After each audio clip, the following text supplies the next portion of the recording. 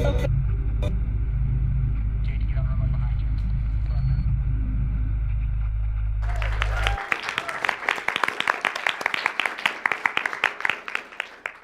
right. Good evening, everyone. Thanks for joining our presentation. And I'd like to thank Gnomon for having us first, for having us on the stage to showcase our work on the Sky Children of the Light. So we'd like to talk about how we create this beautiful world of Sky from conceptual phase to 3D production, some of the technical challenges we had with the 3D art process.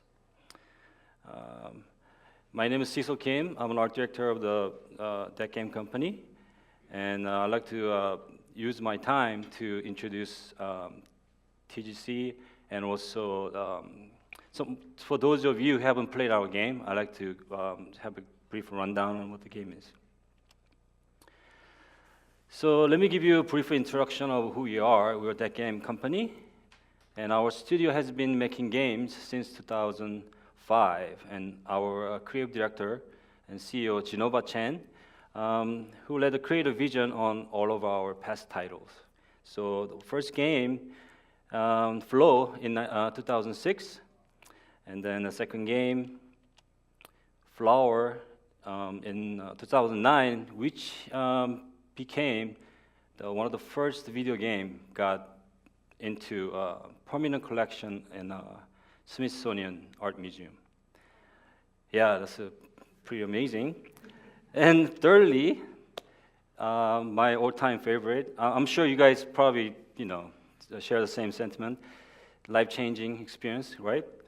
So Journey pretty much got us over 100 accolades and awards and stuff. So Sky is pretty much the game right after that. So it is very big step forward for us, and we took a lot of cares and thought into it. So if you played any of our games, I'm sure you're gonna probably agree with me on what I'm gonna talk about our philosophy. So when we design our game, we always look at these three things as a starting point.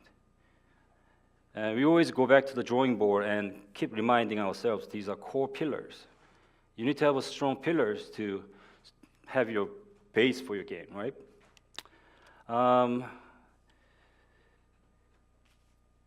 Timeless classic. So this is, whether it's a visual style or the message or story you want to try to convey through your game, even extend to music score. We always wanted to have a game that can stand alone besides whatever going outside the world. But, this is very important point. And then secondly, our games are designed to bring more positive emotional experience every human being has.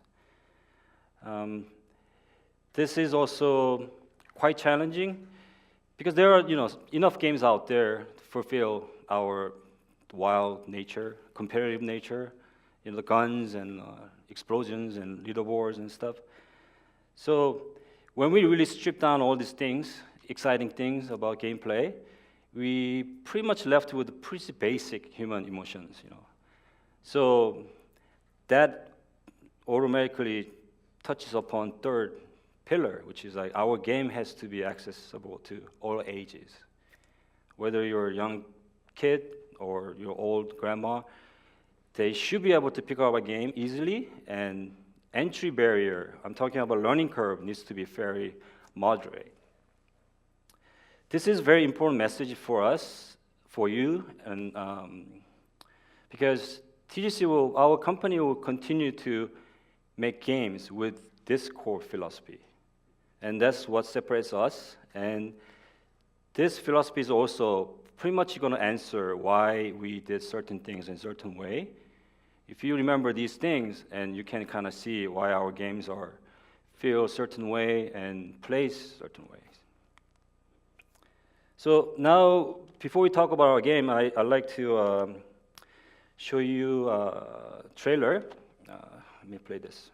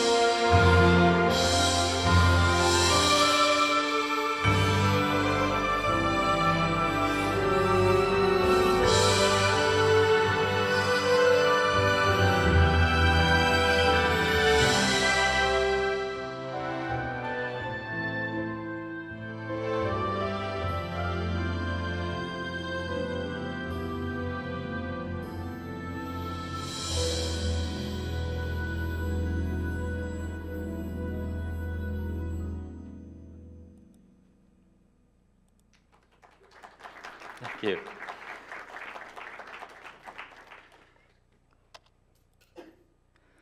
So, as you can see, Sky is a beautiful game. It is soft, gentle, and when you fly around clouds, it feels so good and feels so natural. You can just do that all day. And in our games, so a lot of questions are like, so what do you do in the game, right? And so these are some of the things that you can choose to do, which is like you can go to social place and meet other players, make friends, and also decide to go on a quest together. Some of the quests you require other people to continue, or communicate your feelings by exchanging emotes. And sometimes you find yourself wandering around this solitary environment, and you have to look for other players to help you out. Sometimes you're thrown into this open world and pretty epic scale, and you have to figure out a way to get to certain mysterious places. And there's hidden lore, and there's everything that you see in the game, there's a reason why, and why they're designed a certain way. We give hours and days and thoughts into just to make sure like we can answer, you know. So, and then you can run down an ice slope by yourself or your friends, just racing. It feels just like snowboarding. I love it.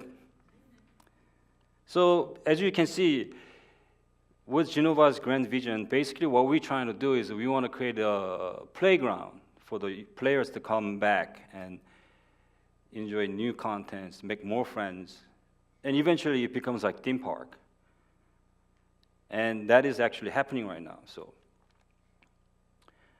and on the more personal side to that, we do have unlockable items.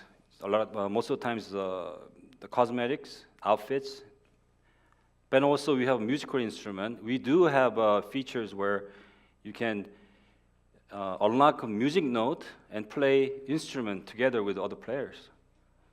And it's not just the guitar, it's just guitar, piano, you name it. And almost every updates we release new instrument. And you're probably going to wonder what these characters are, and Yui is going to get into a little more details. So we launched our game last year, and currently right now we are over 5 million downloads worldwide. And this is just only on iOS and limited region on Android release. So we're working hard on global release on Android. And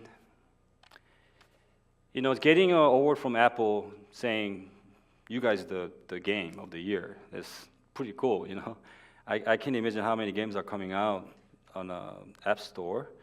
And then there's multiple games that we are nominated for, and we're anticipating to see the result this year.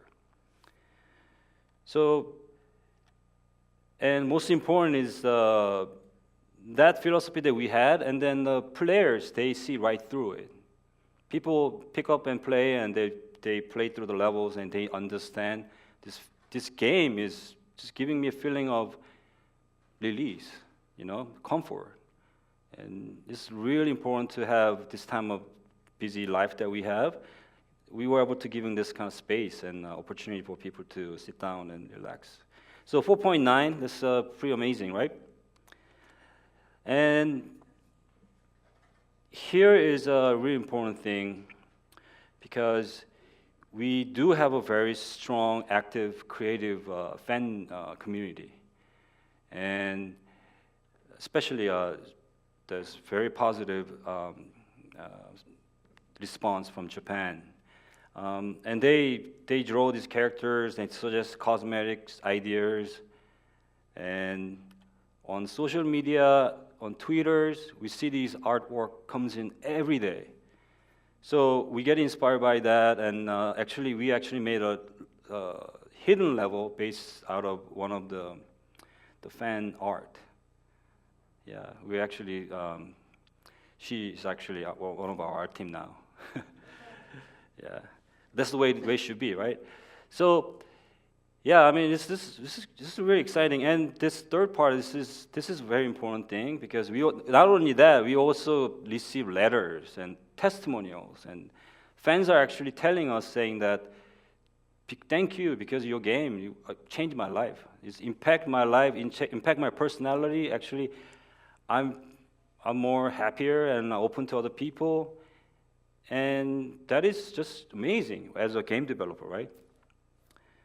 So definitely fans are reminding us that we're doing something special. And we are in very close contact. We have a very good, very experienced CS team, and it's just pouring in all this fan response is definitely motivating us and get us going strong. So now the fun part. So there are 3 things we want to present today.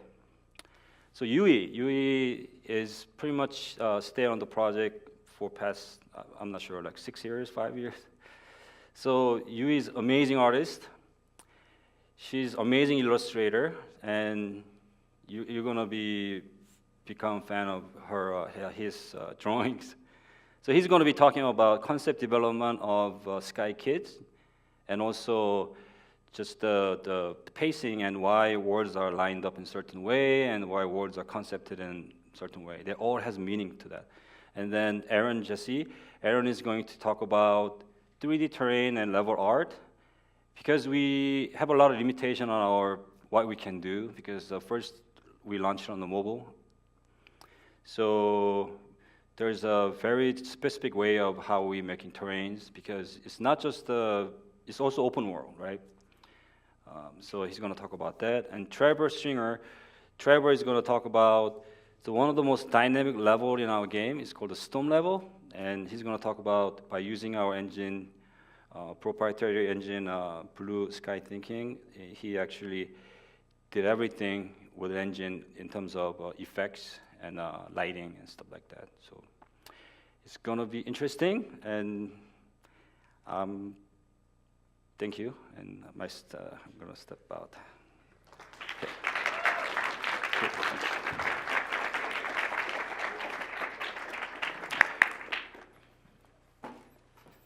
I guess it's my turn now.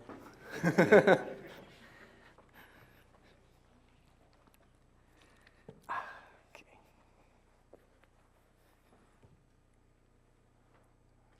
Gonna try to time myself so I don't babble forever. Yeah, so thank you guys for coming tonight. I'm Yui Tanabe. I'm an artist in That Game Company. Yeah, I've been a fan of That Game Company's work since Flow, actually. I was interactive media major, and I was playing Flow on Flash, and I was like, holy beep, you know, I want to make games like this. And then I saw Flower, and I didn't know this was the same developer, and I played Flower, and I'm like, Flower is my ultimate favorite game, by the way. And then, yeah, and then the opportunity arrived to me. Asked someone from the team, within the team, asked me if I want to join the team. I'm like, sure, why not? And then, yeah, then that's, after I got the offer, I played the Journey, and then Journey also hit touched me, and I'm like, okay, this company, I think there's something to what they make, and hopefully, in my talk today, I tried to share what we do to. What is it that we do, that game company does to make the game feel in certain ways, and hopefully some of this information would be informative for you. Just curious, how many of you know of That Game Company? Nice. And how many of you know or have played Sky? Oh, wow. Wow, quite a number. Thank you. So in my portion of the talk, I'm going to talk about two major sections of the game, which is one is environment, and another is character, how we developed our current character. And the environment means basically levels, spaces that player will go through, and how we compose these environment and what we themed, what we set as a team, as a theme as a base for these environments. Let's start with one.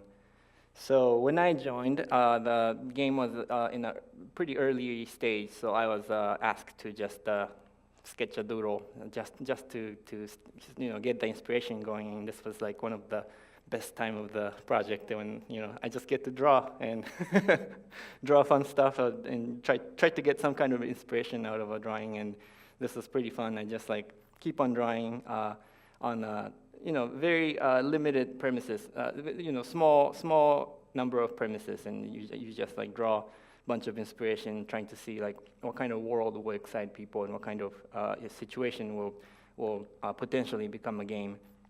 And this is kind of the stuff I do, and I just like sketch a doodle and try to convey some kind of emotion through a shot. And then through out of days and years of sketching, eventually we'll come to make actual 3D prototype spaces. And then we have iterated a ton of levels and concepts. These are just the tip of an iceberg of all the concepts and prototypes we've made. Problem is, when you have so many inspirations and so much emotion and so many things we want to say in the game, how do we make a coherent product? As you can see, we've explored so many ideas and so many situations, and I think we came to a conclusion, or maybe it narrowed down into one eventually, which is tied strongly to what we call as an emotional curve. Our creative director, Genova Chen, taught me about this, and I think this is a very useful tool for you to know too. So in order for you to want to make your player to feel something, you have to guide that player's emotion to move a little, so that you don't just become a machine that just follows a command. So we try to draw an emotional curve, as you can see here. Sometimes you should feel threatened, sometimes you should feel excited, and sometimes you should feel sad, and then happy again, and then this kind of back and forth of emotional ups and downs will make you, ultimately, hopefully, make you feel something in the end, and that's what we try to do through our game. And so that's an emotional curve, and the question is how to make our levels, environments, so that people can follow this emotional curve. And then our conclusion is that we ended up splitting our levels into 6 big major sections. And then within those 6 levels, we came up with three basic themes to skin over. One is time of a day, another is human life, and then last is progression of civilization. What do I mean by that? It's time of day is pretty straightforward. So each levels are based setting on a time of a day, where first level is dawn, the sun is just about to rise. Second level is day, when the sun is up high and the bright light is hitting you and everything is warm and happy. Rain is rainy level, and then sunset. Sun is about to set. It's a golden hour. Everything is pretty and gorgeous and juicy. And then dusk is when sun is setting and we're losing the sunlight. The things are looking scary and dark. And then in the night, sun has already set, and it's time for you to reflect on all the experiences you had in the day, and then to expect the new day to come. Night is a special moment where you lost the light, but you're expecting another light to come. This is kind of a cool time of the day. So yeah, as you can see, we mapped time of day to each of the 6 levels. There are more levels to come after this, but I'm just gonna talk about the basic 6. So on top of this, another layer of theme we're placing is human life. So similar to time of day, we are also mapping human life as a theme across these 6 levels. Dawn level has a secondary theme of birth. It's a time when you're just born into the world. And then the second level is childhood. You're a little kid running around, happy. Everything is cool. Everything is nice to you and bright, great. And then comes to your teenage, emo, emo moment of the life, and everything. You're about to grow out of the childhood. You're not as big as adult, not as capable as adult. Your emotion is so complex. I think this maps pretty well with the environment of rain. Like, it's cold, it can be scary, it can be lonely, but also could be cozy, and there's like interesting mixture of emotion. And then when your life is at the peak, when you're mature and everything is great, you're capable physically and mentally, you have resources, you have money. This is the time when you're like at the prime time of the life, and it maps pretty well with the sunset. And then after that phase is over, it comes the midlife crisis, where you're aging, and Bess is starting to become a real sound in your brain, and you're gonna face challenges, and you're gonna start to see the negative sides of the world, and you're gonna start to lose health. It's a difficult time of the life. And then after you've gone through that and you've accepted your own death, you reach the old age where you are somewhat enlightened. You are prepared to die. You are accepting, looking back at the life, and you're accepting everything you've done, and then preparing yourself for the coming generation, what you can offer. This is pretty interesting to me because with these 2 layers of themes, we can come up with lots of cool ideas. Because our game is an online multiplayer game, people do use emotes to communicate to each other, and the way we map these emotes can fit into these categories, such as in a childhood, you get all the expressive, fun, nice emotes, cute emotes, and in the teenage era, you can get more emotional, complex emotion. And then in the sunset, you can get expressive, show-offy emotes, and so forth. And similarly, this kind of theme can apply into shape languages and colors and lightings. In the birth, it's pretty obvious that sun is about to rise. It's very hopeful. You're gonna fly into the light. Everything is mysterious. And then in the childhood, everything is kind of round and soft and welcoming, warm. And the rain level is cold. Everything is kind of rigid, but there's also warm pockets. Sunset is all about directionality. Everything is dynamic and powerful and exciting, and lighting is strong and vibrant. Midlife crisis, dusk is obviously lacking light and dark and difficult, and there'll be more challenges to overcome. And night is a more magical, serene type of a level.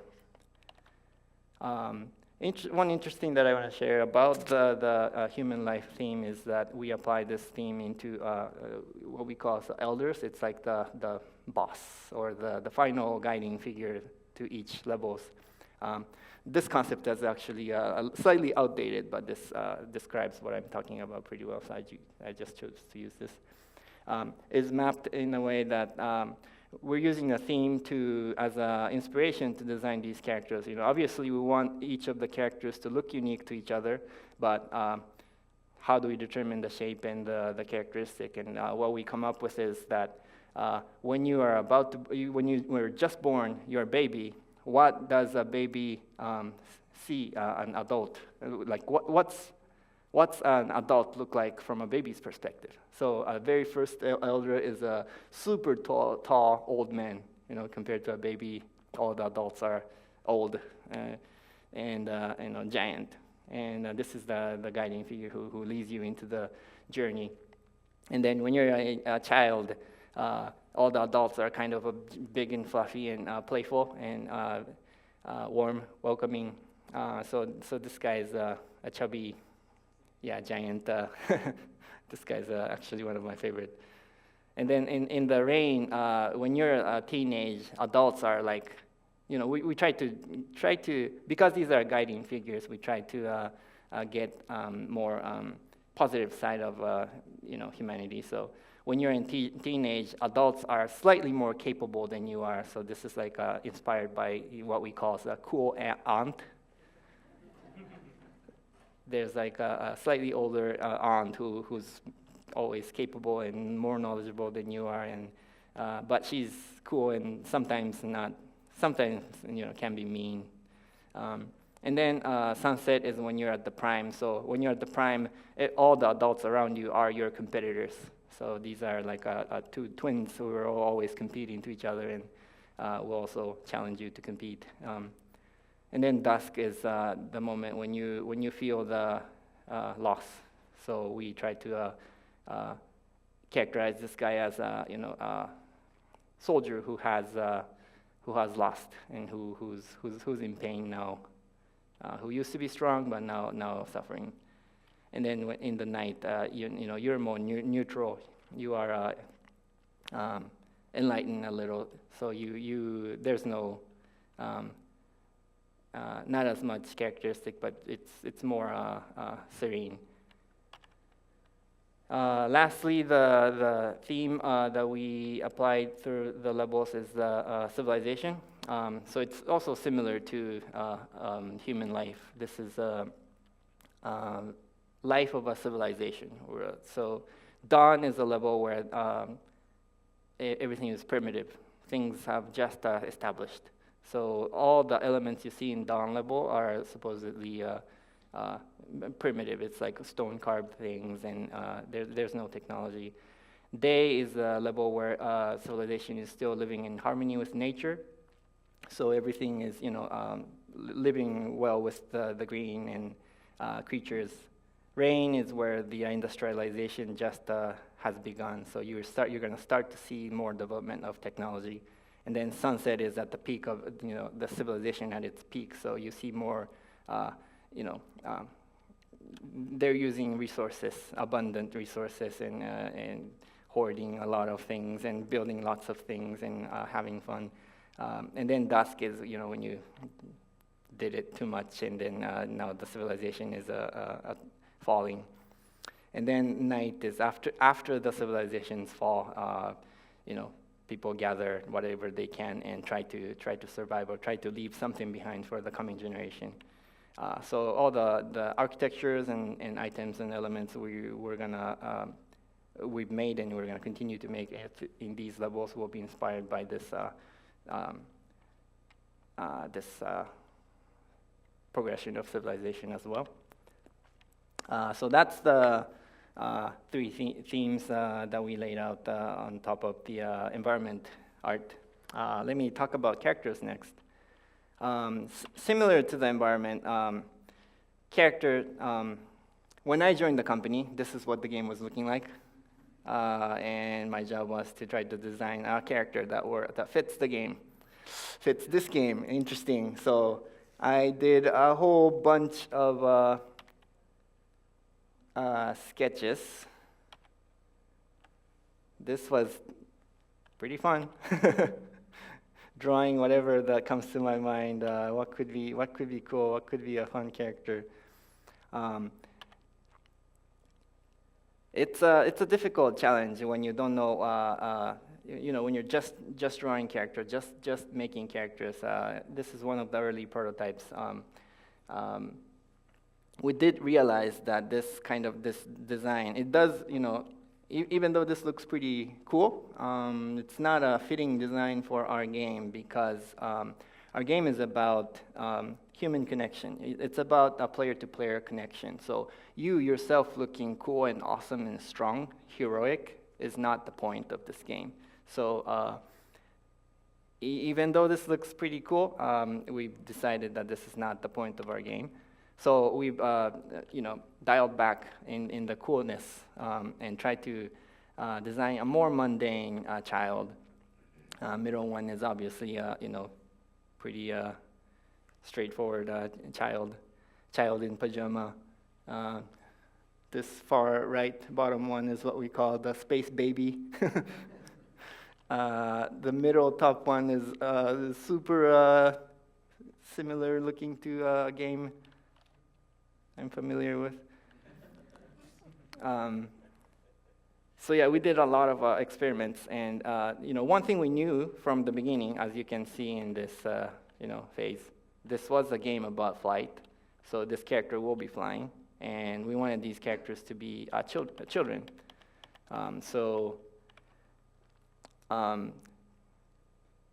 With all these options, ultimately we came down to defining these characters as a more humble design, where there's nothing too special going on about this character. It's not about how cool this character looks, but it's more about the experience you get through interaction with other players you meet. And it is also crucial that these characters look. There's no harm in the visual of these characters at all, because encountering another character in our game should mean positive. There's no, we cannot hint that this other player is gonna start shooting me or start, punching me or harassing me. So the design of this character should feel rather mundane, maybe a bit more boring, but safe. This is a phase where we were debating whether we should have a face on these characters or not. Face is very relatable, but we ended up deciding not to make a face on these characters because having a face means, this face is going to have an expression, otherwise it's going to look like a robot. But having an expression means it needs to have, the source of the expression. But in a game, characters are supposed to be you're supposed to be you. So you need to be able to be the source of the expression, but there's no way we're gonna be able to know this. So we're gonna end up having these characters to be smiling while you don't feel like smiling. Then it's not gonna represent you. So with this, we decided not to go too specific with the face. And this is other extreme. So if we can't draw a face, maybe we can just imagine an imaginary being that's not human, no face. But this is a bit too far into the extreme where it becomes not so relatable anymore because it's not even a human. I don't know if if he trips, what does it mean to this being? If it's a human, then it feels painful a little. So in the end, we're coming close to this is later half of the development where we decided Maybe a mask can be a good way to mediate between like having a face but not having a face. So the mask itself can be a mean to express yourself. You can choose to wear a mask to represent your emotion without, having the computer to tell you you're having this face at the moment. And this is around this phase we were also pretty sure that we're going to have an NPC characters, and by then we were pretty clear that our color of the world, color of the NPCs are to be kept in a blue hue. So the only warm element in the game should be the character. And character is the one who spreads the light. Character should feel the warmth. So the warm color is kept for the player characters. And that color makes the mundane characters special in this world. Yeah, and then another important aspect of our character design is that character is supposed to feel small in a huge world. This is so that you're not a hero. You're not destroying anything. You're not killing anything. You are just surviving and meeting. Being I forget the word. Being small in a large world means encountering another kind like you, make you feel positive. Oh, I just found another one like me. It must mean something positive because you're both trying to survive in this big world. So the character design is kept to be children, kept to be small, kept to be minimal, kept to be humble. And the world is supposed to feel much bigger than you. It's bigger than bigger than you can handle by yourself. And this is where it came to be in the current game. I don't think this is perfect design yet, but this is where things are at now. And the sky is a living game, so we're going to continue to improve it and continue to make continue to make improvements in the game as we hear more from the fans and get feedbacks. But this design so far working pretty well. One of the challenges we still have with this simple mundane character is that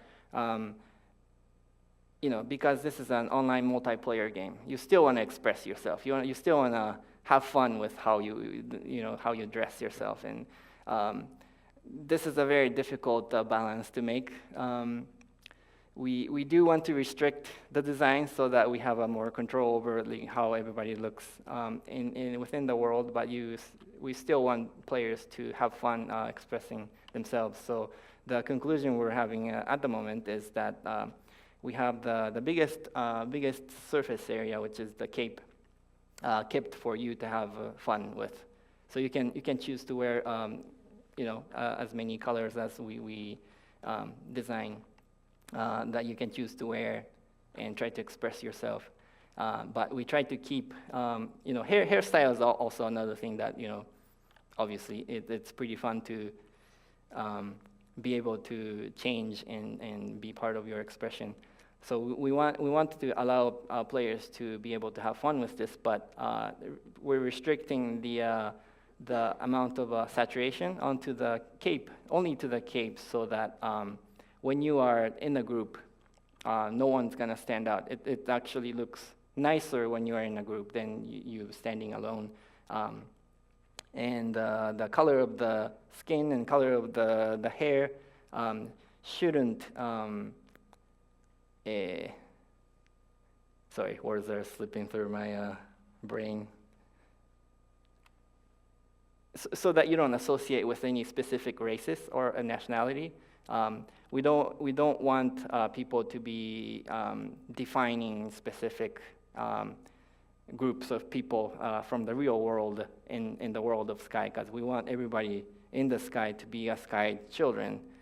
So we keep the color of the hair and skin to be neutral. So you can still express yourself and feel like you're designing your own character, but there's no gender Gender is a difficult one, but we're trying to keep gender as neutral as possible, and race, nationality as neutral as possible. So everybody's in an equal field, and everybody is looking like a one race where they're trying to have fun or survive together. And yeah, this is the end of my presentation.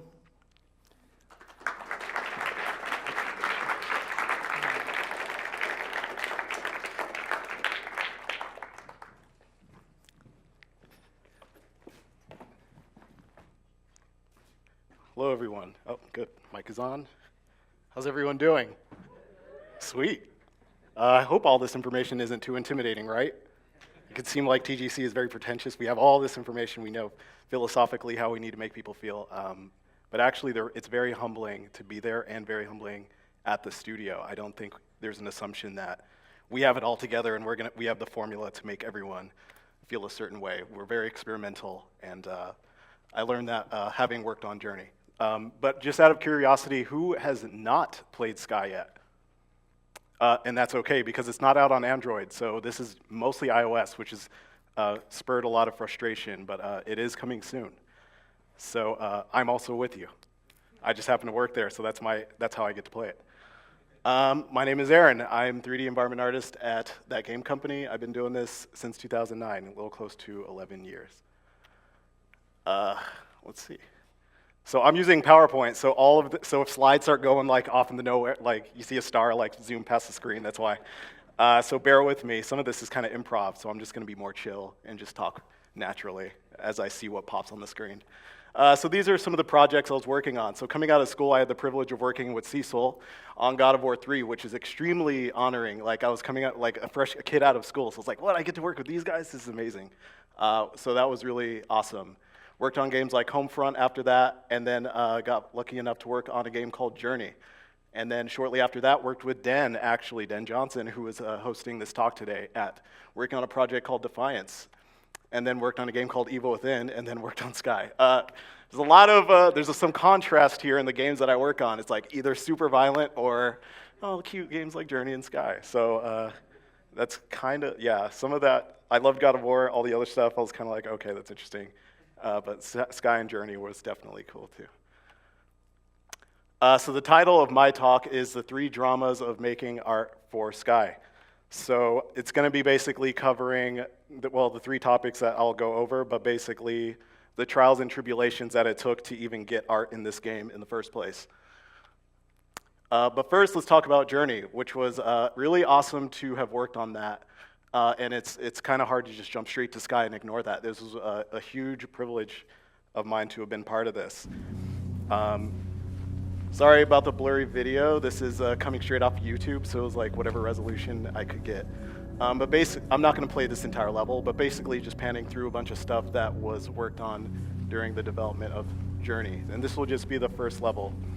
But working on this project and seeing how things turned out kind of opened my eyes to how you don't actually know what's going to happen when the game comes out. You're not working on a game like this and saying, this is going to change the world, people are going to be touched. You're very like, let's just make something that we believe in. People actually played the game and were like, it's a little too slow, walking in the sand is boring. We had playtesters falling asleep in playtests.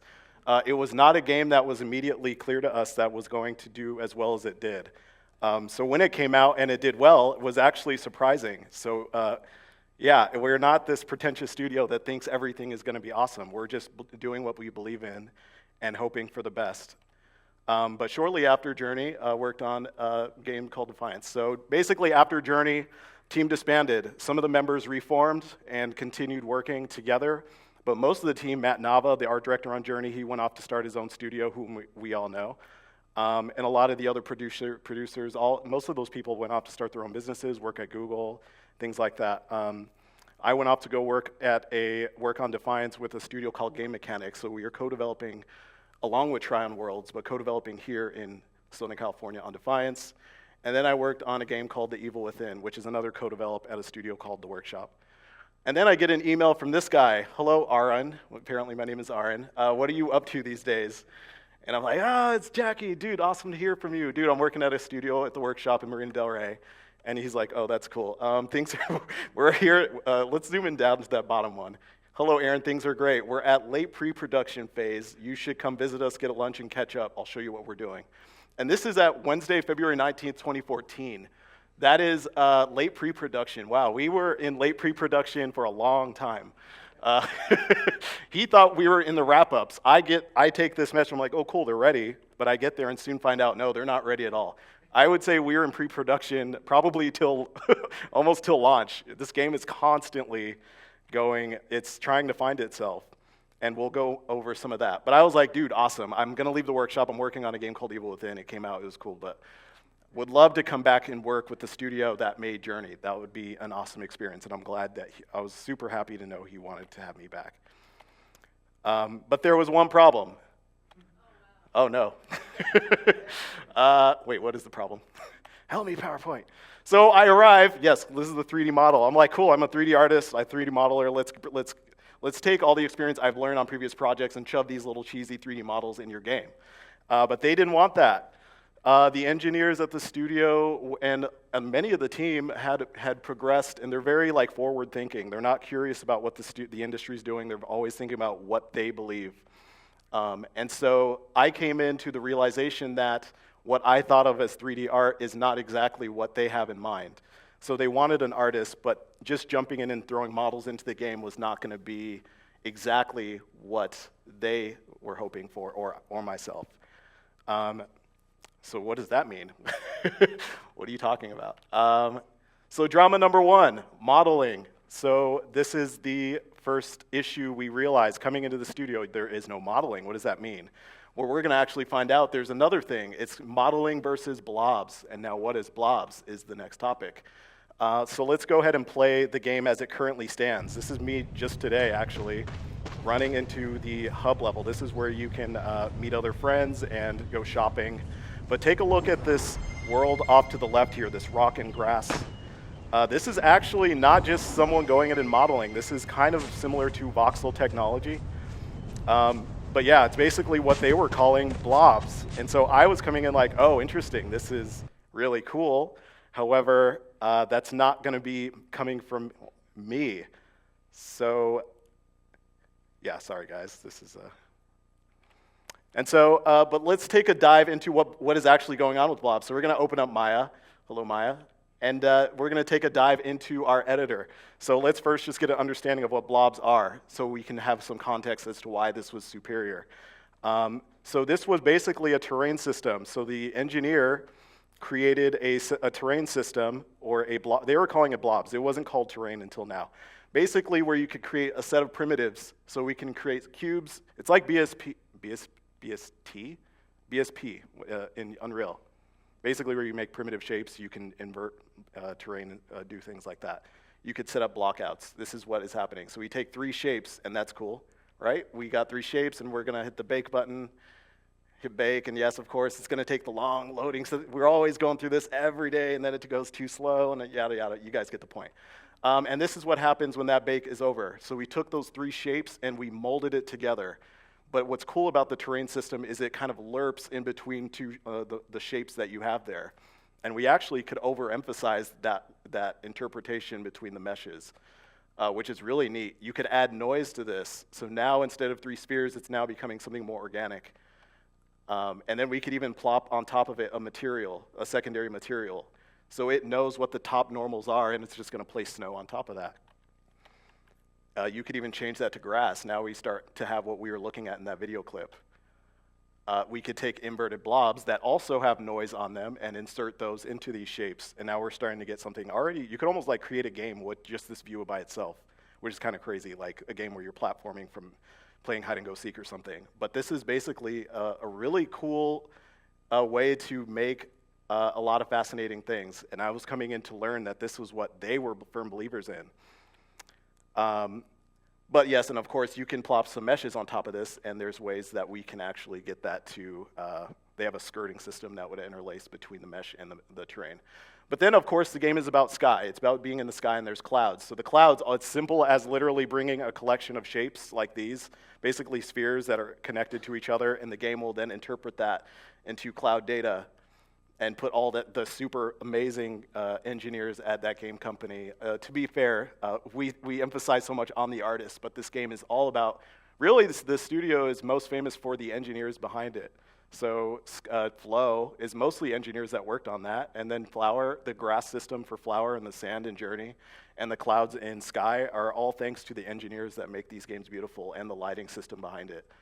So props to those guys. So that's blobs, right? And so when I'm coming in, Yui, who the amazing artist we had prior, he was actually capable of coming up with all the beautiful architectures that he would come up with out of his mind or through his sketches, and actually be able to come up with these really cool shapes. And so the intimidation there was that if we could do this with terrain, where is it that mesh could actually come in and be useful? Because seeing how well the light bounces on this is actually due to the fact that it's a terrain system or a blob system that works well with the code, with the lighting system, whereas models, it wasn't the case at the time. Models were actually very crunchy, very noisy.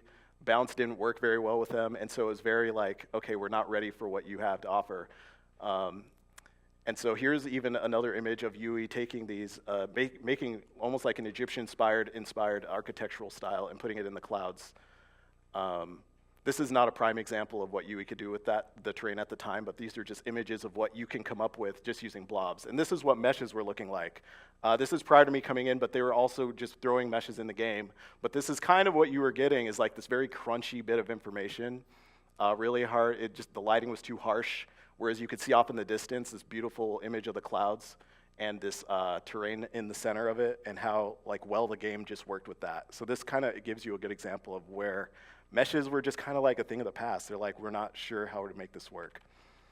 And these were also things that were happening before I came in. They were already experimenting with meshes, so it's not that they weren't ready for it. It's just, we've seen it, we're not excited about it, but maybe we'll figure something out. But there are some drawbacks to using the terrain system. So if we add too much terrain, it actually is good at having a cap on how many verts you can have. So what happens is, if you actually reach the limit of your vert count, the terrain system will actually start to degrade. So if I start adding more of those spheres into this level, you'll start to see the interior spaces in here actually degrade, because we have a maximum vert count. You can't just go crazy and add all this detail. It's going to get way too expensive for the phone to handle. So that was a drawback of this, and that's kind of where meshes were being able to come in and say, maybe you can help us out, but at the moment, we're not excited about meshes either. We're still trying to figure this out. But as we came later, we had to come up with some rules. Thanks to Yui for grabbing great screenshots of these meshes that were in the game. We had to find ways to make meshes, but that weren't busy. So I think this is kind of a thing that happens naturally for a lot of the games that use ZBrush, is that you're not getting harsh normals anymore. A lot of things are soft. You're not getting those harsh, hard edges right off the edge. And the lighting is a lot smoother and all that. And so that's something we try to keep in mind on this project. If we're going to make geometry, let's get rid of the hard edges. This is actually fast forwarding. So what you guys saw previously is a long time before this. This is kind of what we ended up with, missing all the concepts that Yui had been doing and the paintings that inspired us to get to this visual direction. I'm basically just fast forwarding to what we're ending up with on the modeling side. And these are the architectures that you would expect to see in the game. But one rule we definitely, like I said, kept in mind is getting rid of hard edges. So one thing, I actually didn't know this, maybe you guys are familiar with this, but this is basically the same cost. I never knew this. Hard edges is the same cost as beveled soft normals. If maybe people are technical or not, I don't know if that's the room here, but basically this is the same cost. I never knew this. So that meant I should be beveling and softening, and you can extend that bevel a bit more and get a more soft, round shape.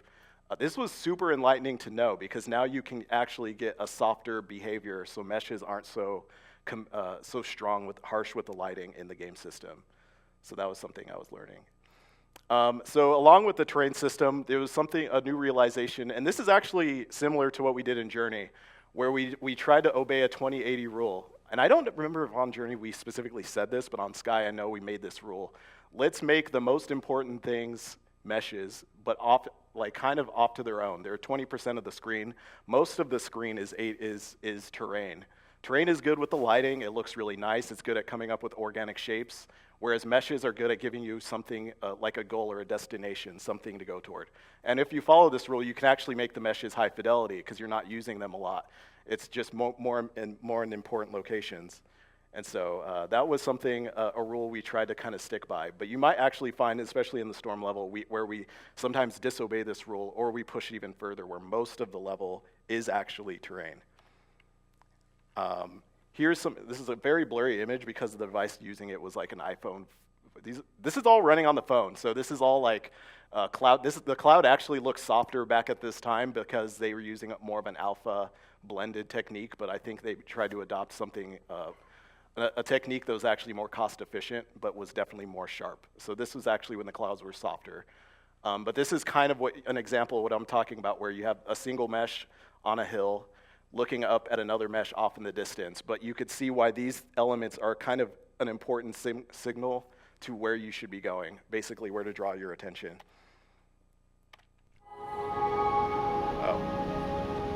I think so here we were going to showcase basic examples of how this is actually happening in the game. So most of what you saw in that first image was a mesh in the center, mostly terrain on the sides. This is all terrain. You could see right here, this rock right here is obviously mesh, and the temple in the center is mesh. But the rest of this is terrain, and the clouds are all the cloud system that I was showing you guys. And so yeah, this rock here is what you were saying. So yeah, that was the dawn level. But to be honest, while Journey was a great game, it was far from perfect, and especially on my own behalf. So forgive me for talking low about it, but the game was very busy where meshes came into be. So it was not a perfect game. This, looking back, I would have done things. I feel like I would have liked to do things differently.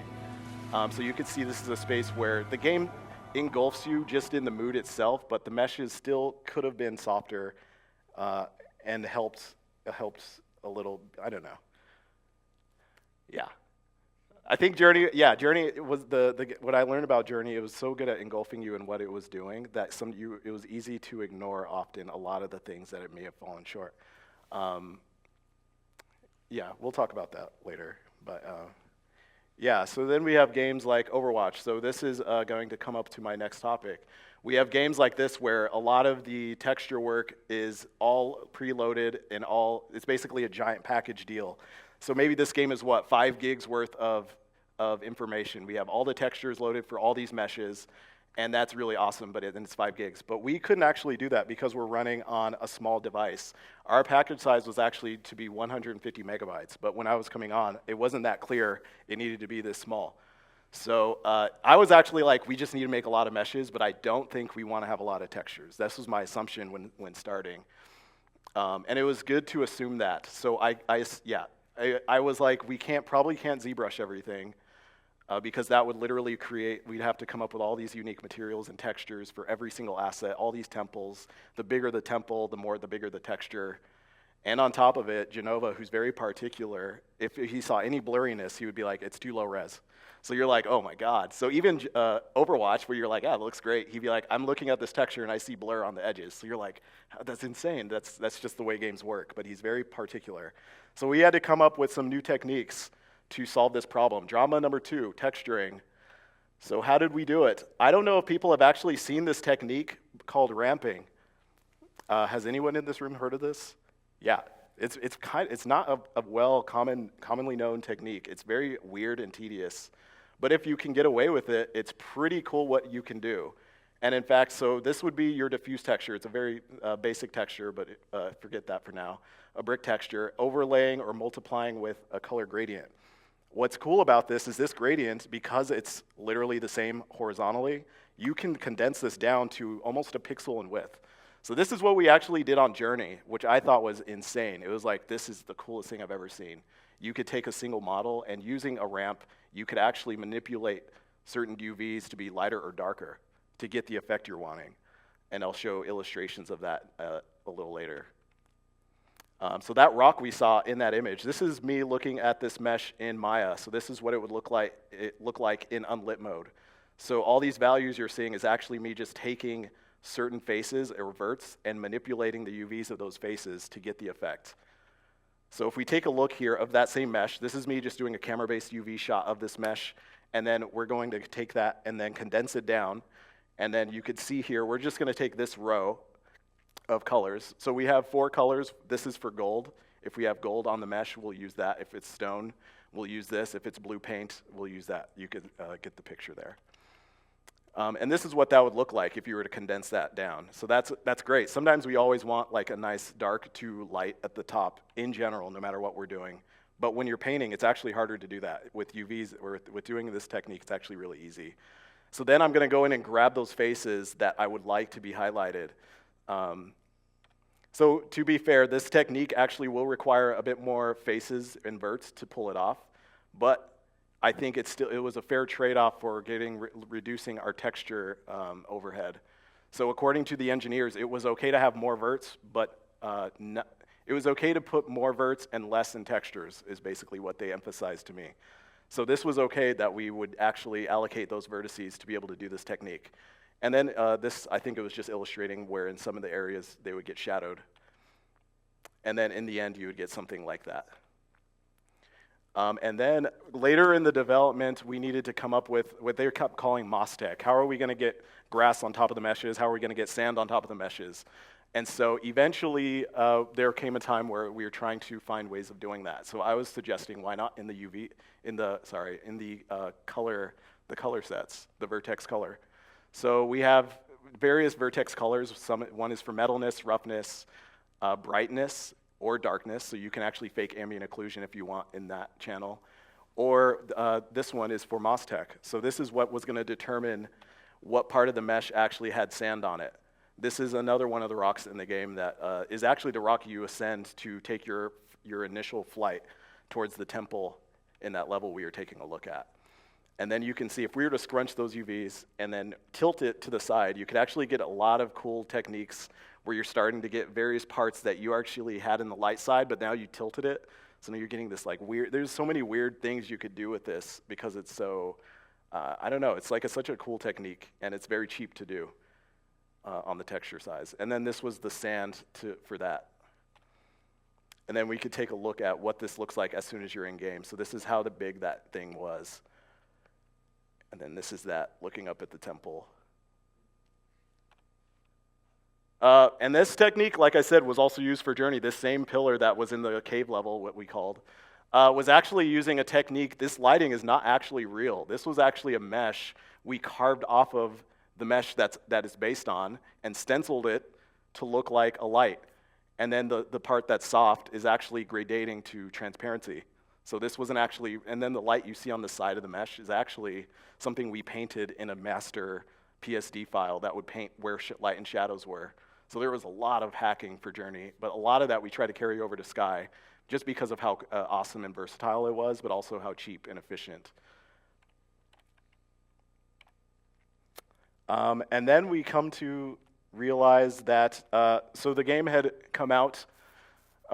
Actually, prior to the game coming out, we were going through a lot of testing now. We had limited launch in Singapore at the time, Philippines, and we were having testers come in and play the game.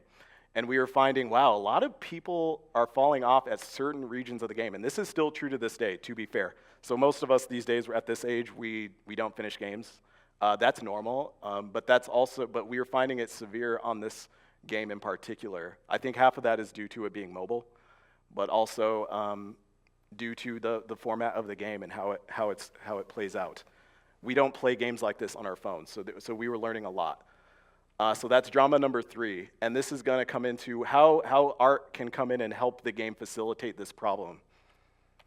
So a lot of times we start off with a rough blockout. This is the initial, that butterfly fields level is what we call it. This is the initial day level. This is long ago. This was like the rough first prototype of that space. And I'm just going to breeze through this. This is actually a quick final drama. This image is actually Yui, the great artist Yui, who did this beautiful painting of what this space could be. And so that helped inspire what we could try for this space. And this is where it became maybe weeks and weeks of iteration after. It's very foggy, but this is where it was at. for a while. And actually, we were pretty set on this. Genova was like, this is good to me. We don't need to touch this level anymore. But Yui and I were off to the side trying to think of how we can really make this level better and clean up the shape language here and refine that. And this is kind of what you get. And so the problem we're also trying to solve here is how do players know they're trying to exit the level? And this, to be fair, we're still struggling with this to this day, but this was like our initial pass on that. Getting a clear path that wiggles down to this interesting rock formation that then, if you go around that, veers off into a temple in the distance. And the hope is that you go to that temple. So this was a part of cleaning up the funneling on our part. The second level, if you were to go off to the right of that ramp, that's what leads on into this space. So this is what it looked like when I got it. So we need to find out as artists, how do we make this look better, but also what's going on here? Like we get these pixelated birds off to the left, a lot of noisy shapes, too much is going on, so it's really hard to make out what we're staring at. So the first thing is, let's first get these rock formations to be separate, get all the silhouettes to be clear, as long as we assure the player can still get to where they need to go. So that was step number one. And then getting rid of the birds, all this other stuff. It was like, I don't know what you're trying to say with all that. This was actually based on a previous presentation I did, and so these words are probably overlapping, they're all overlapping. But basically the philosophy I was trying to establish is like, if the best question we can ask ourselves is like, where am I? What's the context of the space, and do I know what that is? And if you don't want them to know that, that's fine too. But basically, can I look at, oh, I see what this is about. It's about the 3 islands. Where am I? Where am I going? Like a clear read of where is my destination. So I guess it's about the 3 islands, but I'm also trying to get to this light beam in the center. So that's like a clear motivation. Like you arrive and you're like, oh, I want to go do that thing. That makes sense. And then how do I get there? You're going to fly or you're going to run, figure out. But any of these questions can be ignored if that's what you're going for. But I assume in most of these levels, we actually want you to understand what you're doing, especially on mobile. It needs to be clear and immediately clear what your intention is. I'm here, okay, I want to do that. Oh, I want to interact with that person over there on island 2. So that was us helping. Oh, interesting, I added arrows to bear with me. This is PowerPoint. This is kind of like a more cleaned up version of that. I think there's like more atmosphere added and things of that nature, some clouds, but let's talk about the last and final level, the more recent iteration. So this is, again, what's a block out the designer gives. So these screenshots that I'm gathering is not me saying, oh, I'm going to show them these PowerPoints. It was actually how my thought process. So bear with me as you watch how many iterations I go through. So first, we're like, I think he wants me to go over there, but there's also this mysterious like thing over here. So I think this is generally bad in level design, is when you have 2 motivations, but you're not even sure which one is important or not. So you're kind of like, I don't know, I'm just going to run forward, and I guess I'm going to like figure out what's on that left. But that's not good. I feel like we should be helping the designers emphasize something is important, because the other thing is probably a waste of time. It could even be the problem. You usually want the problem to be clear first. You're like, oh, I got to get through that door. Okay, where's the solution? So here you can see me saying, maybe we want to just get you down the center immediately, because this thing off to the left, maybe we're like, let's keep that mysterious. And so, yeah, you can see I'm trying to like maybe clear a path to that, but also simultaneously I'm adding cavernous rocks, because I'm like, oh, I guess the context is we're in a cave. Does it feel like a cave? What can we do to make that feel more cavernous? So let's get some of these rock shapes in there as we clear out a path down the middle. So you could see that becomes the motivation. And then I'm more messing around with what's on the left. So maybe that's kind of tucked off, and then we clear up the center more. And then I continue to iterate on that some more. And this is all, again, with the blob system that we were talking about. So this is almost no mesh in here, except for that spirit, which is kind of like a translucent mesh that we have. And so, yeah, once again, iterating on this left, getting the paths in the middle a bit even sharper, trying to get those nice ridges. Maybe I create some steps, so you're like, oh, I think there's something off to the left. I choose to go there because it's an option. I feel like I found it. Could be a way of interpreting that. Refining that a bit more. Then I'm like, okay, what if we took a different route? What if we said it's not about to go to the center, it's actually about to get to that thing. Let's disregard that guy for a minute. But that feels a little weird, because now I still like, should I jump across? No, let's just go for this. The goal is that. So then I'm like, okay, if the goal is that, what if we made that other thing not as important? So now it's almost like this intrigue of like hiding behind this rock. So I go to this, but knowing I want to go to that next, which I think is a better 1 and 2. I have a motivation and I know what I want to do after it. So that's kind of where I start going off. But then I'm like, what if the rock has more of a point? It's pointing you to what's behind there instead of just being generic and flat. And I was trying that for a while, and I was like, wow, I think I'm making this worse. So I actually asked the guys next to me, they're like, dude, what happened to what you had? And so I brought it back. So I made it more square again. And then I started bringing this rock even more and get this and try to play with the negative shapes that are going on in here. And then pretty soon we get what we have in the level currently.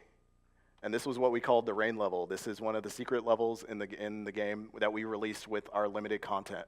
So we do like seasonal content like Fortnite and every other game. And so that we also released with that seasonal content a new level, a new space for players to explore. And if you go off into this hole at the top, you'll find there's an even more grandiose space to go and explore. Yeah. It's kind of crazy to come back from Journey and then work on a game like this and even present it to you guys who I assume are fans of That Game Company. It's like extremely contrasting games. It's like one that's extremely minimal and then one that's like so elaborate and there's so much going on. It's so complex. It's very deep, sometimes a little too much going on. It's now trying to have cosmetics and all this stuff. It's interesting to watch the evolution of the company, but underneath all that is still good intentions and good morals, good moral behind it. But I'm actually with you guys on how different these two projects are. But hopefully, nonetheless, you still see the spirit of the people behind it, Journey, and also this game in Flower and Flow.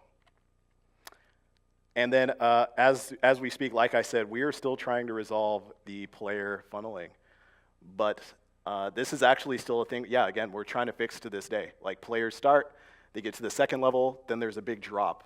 And we have to figure out, is this something of our own doing? Are the levels not clear enough? What are people losing motivation for? Is it, I don't know, we'll see. But we also will be releasing on other platforms, so that's something, oh. The highlight of the talk, they're like, finally, thank you. We'll be releasing on other platforms. So my honest opinion is that we'll get these bars to scrunch a little bit. When you're playing on your couch like you did with Journey, it's much easier to take your time, to take your breath and like, okay, let me just like enjoy the sand. When you're on your phone, you're not thinking that. You're thinking, all right, let's, like, I don't know what you're telling me. I gotta go. My mom's calling me. I'm on the toilet. I don't know. You're doing random things that you're just not fully focused and immersed in what you're doing. And so hopefully when we come out on other devices, we'll see these values change and we'll get to actually see if people can get the impact it deserves. Like you're not wearing your headphones, that music's not running. There's various reasons why being a studio of our liking, you can very miss the emotional impact because of the various outer external forces that exist with mobile. So that'll be exciting, and then we'll all get to play it in our own homes together. That's my presentation. So yeah, in this game, I mean, Journey had the mountain. In this game, we had the storm. It's like parallel universes, and so yes, we do see that there are similarities. Some of that was on purpose, some of that was like, oh, what if we did this? And it's like, that's what we did in Journey. Sometimes it was not always trying to just be Journey, but there are some things that are similar. In this game, we needed a compass, something to guide you to the end. And that, in this game, was the storm level, but it's nothing like the mountain level in Journey. And to talk about that is the one and only Trev, who actually did the art for what's in the belly of this beautiful storm off in the distance. So looking forward to that.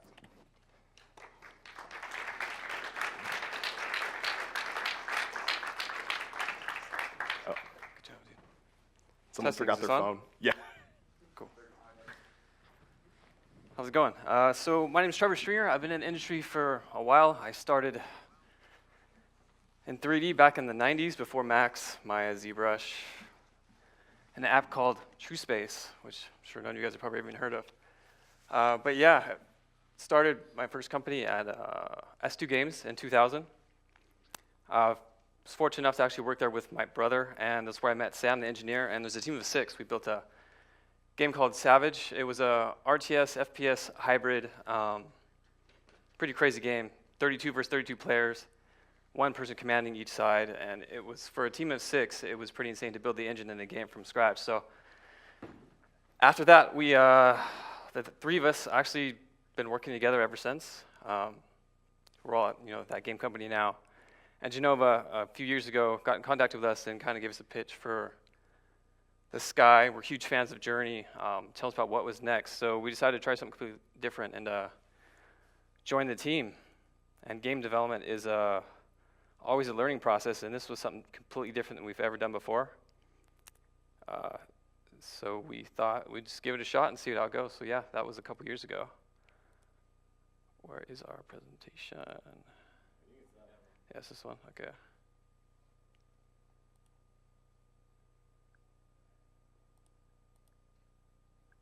All right. Whoops. All right, so yeah, as Aaron was saying, I got the joy to work on some of the in-game content. Because as the earlier presentation showed, that stuff was pretty flushed out. Had really good direction, knew exactly what they wanted to do. But when I joined, which is pretty fun, there was some freedom to actually explore what we could do for the end of this. So on this first level, this is kind of the intro into the storm as you're traveling into it. So the mood's changing. It's starting to get darker and cloudy and scary. And so with like what Aaron was saying, we want to give direction. And this is a little bit more difficult because this level doesn't have the sun. It's not using the traditional lighting to actually give you direction. We have to do it different ways.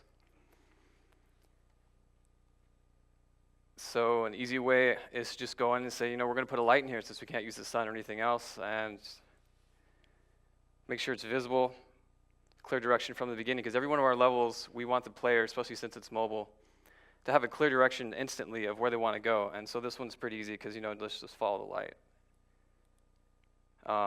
And this is kind of what it looks like inside this room. And so in here we have some lights, but they're so far away from where you start, they're not visible to the player.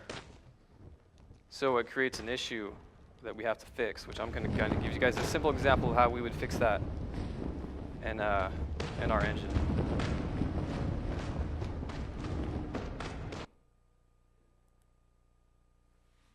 So we need a light that's bright enough that you can see from the beginning, but the problem is when you get to the room it looks like this, and nobody wants that. So we're going to fix that with our tools.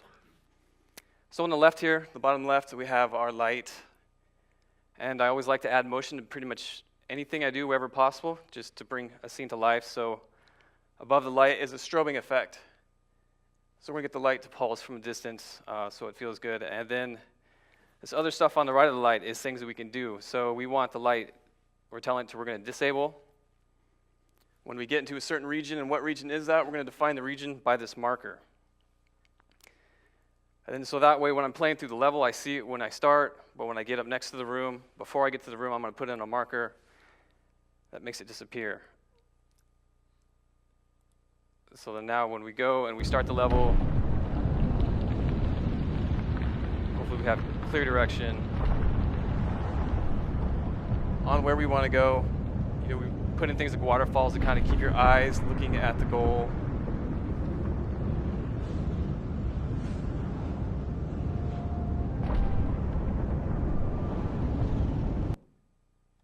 And then we're giving subtle hints in the background as to what's next.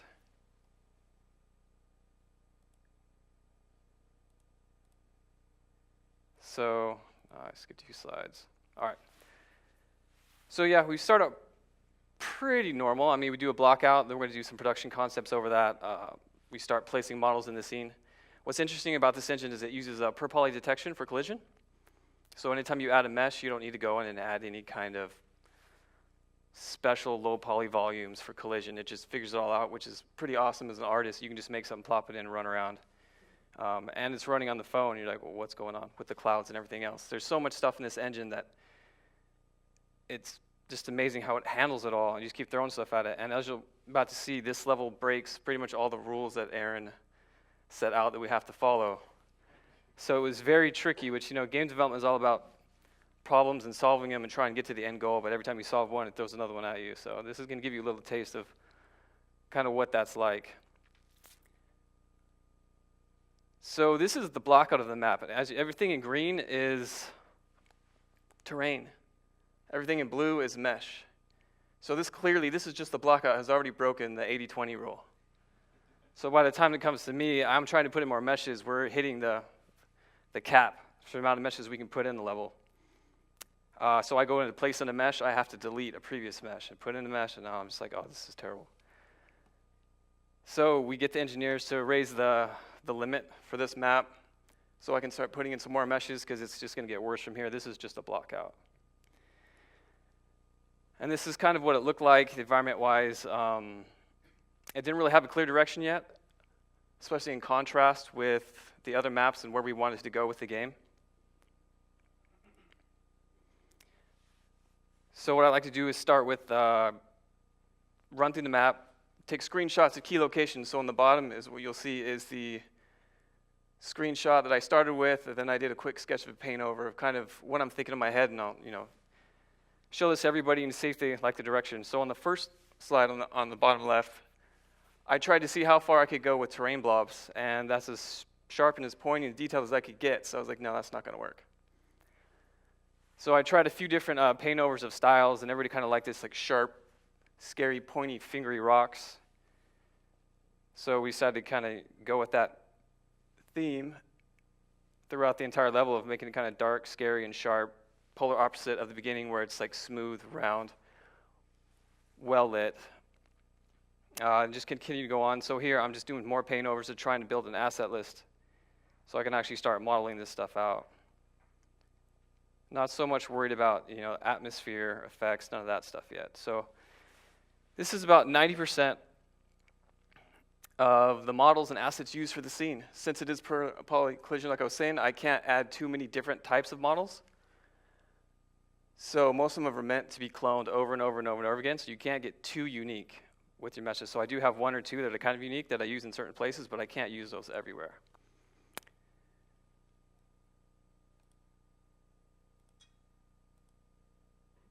And then, so this is like starting to populate the map, going through all the different sections. And as you can see now, there's basically no green, very little terrain. And this is just a quick, sorry, no audio on this one. So this is me just placing stuff, running through the map, going through the different locations, getting a feel for how things are looking. This is still very early, still lots to do, lots to tweak.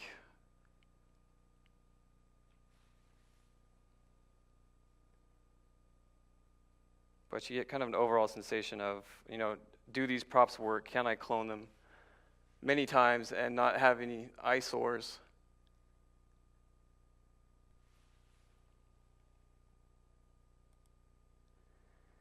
And then so once that's at a stage where we like it, we basically get into trying to build now the contrast. Where does this level fit in with the rest of the game? It needs to have that good ramp of, like you was showing, its place in the story. We knew we wanted it to be dark and scary, and this image was really good inspiration for this.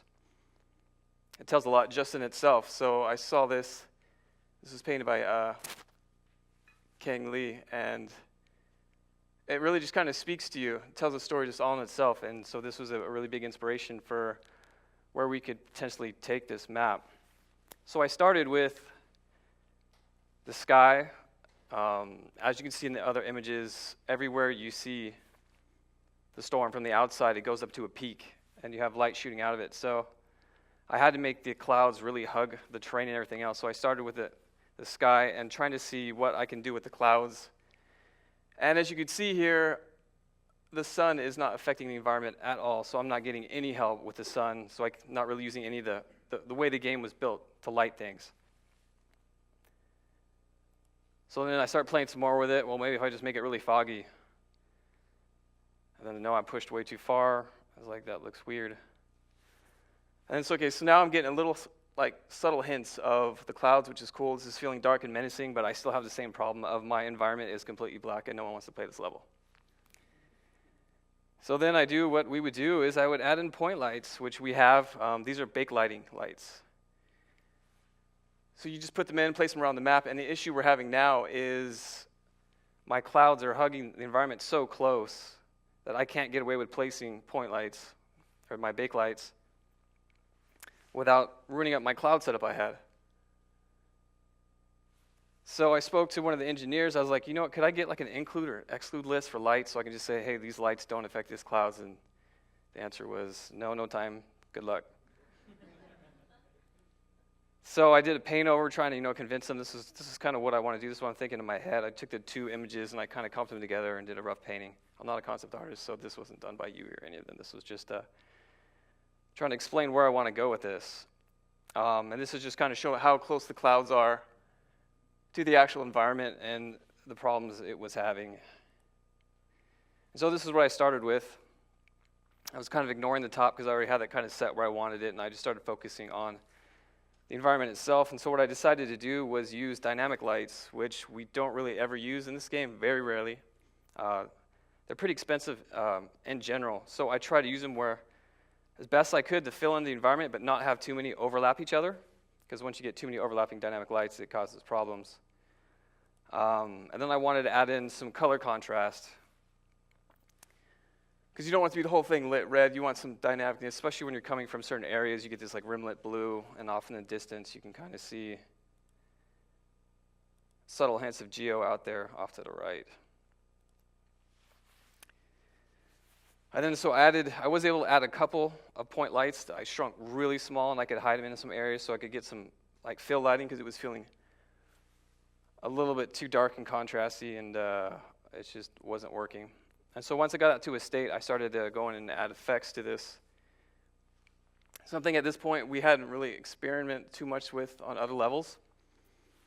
So this was kind of fun to see what we can get away with. And on this one, I try to just keep things simple, use one card for basically everything. And this texture it's not the greatest texture, but for some reason this one worked. It was actually used for something else on another map, but since we were trying to keep textures low, I was going through the other textures that I used on maps that are past this that I would talk about, but I don't want to ruin the game for you guys.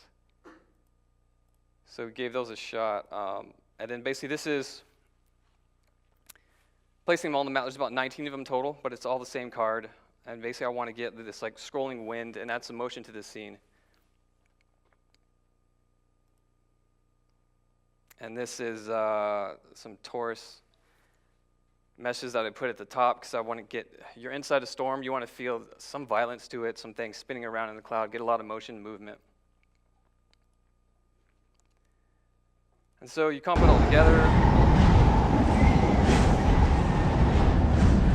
This is what you get at the end.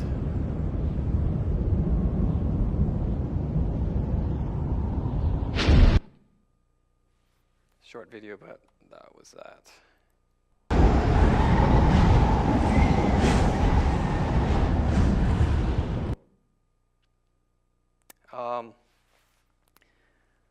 So yeah, some other things that we had in these levels that was really interesting to get into was trying to add elements of destruction and some dynamic things.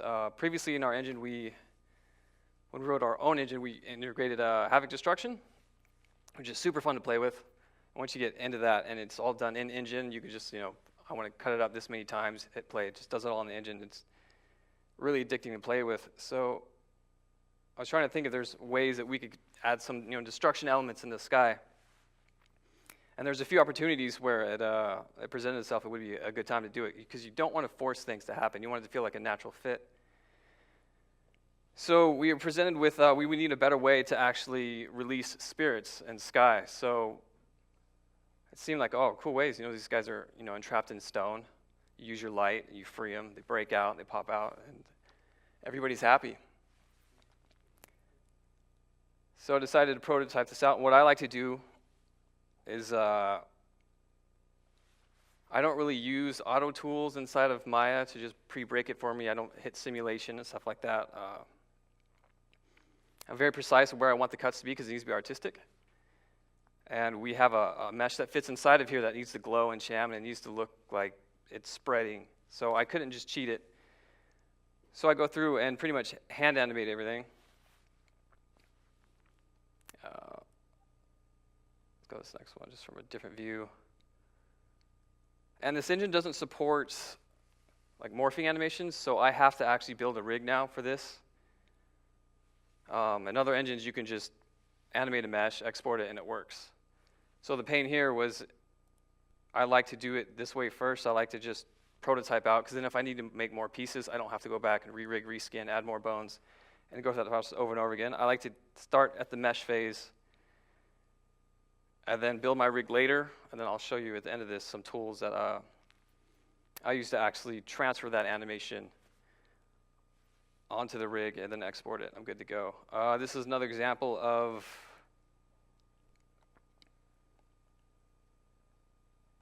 so you've got like Pompeii-style people in the game. This is based on kind of that concept that I was showing you guys earlier, and it's pretty sad in itself, but it's almost even more sad to actually see frozen people flying away in bits in the wind. So once you want to try and make the game feel as real and as dynamic as possible. So if you have an opportunity that presents itself, you might as well try and take it like one step farther. So instead of just having static meshes of people everywhere, we've got some falling down and destroying, and trying to make the game feel as dynamic as possible and alive. And so this is kind of the process of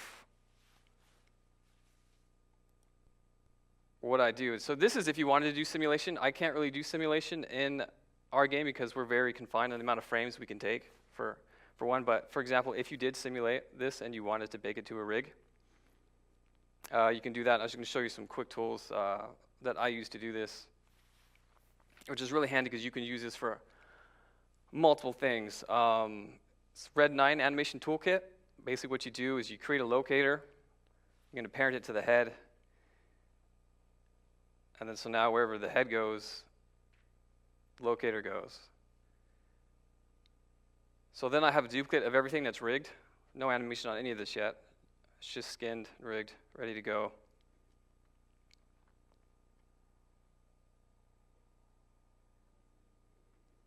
And then now I'm going to take the animation of the simulation. I'm going to select my locator, select my joint, and I'm going to use this tool, hit one button, which is now going to track every frame and lock it to that locator and keyframe it for me. And then it's done. So what's useful about this tracking tool is if you're doing like a game character and they're picking objects up, they have a holster, they pick their item out, they put it down, they pick it up, they throw it, they're moving it all around. You can use this tool to just like lock and unlock to different locators, and it makes it really easy. Just go through. So then, yeah, I'm going to go do this one more time, just show, I'll skip fast forward this thing. But I just do the same steps again.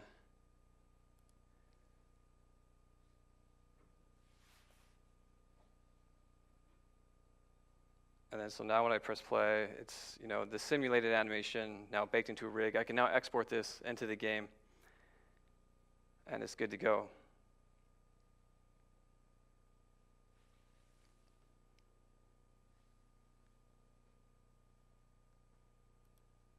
And so basically, when you're making games, there's a lot of problems and a lot of things to be solved.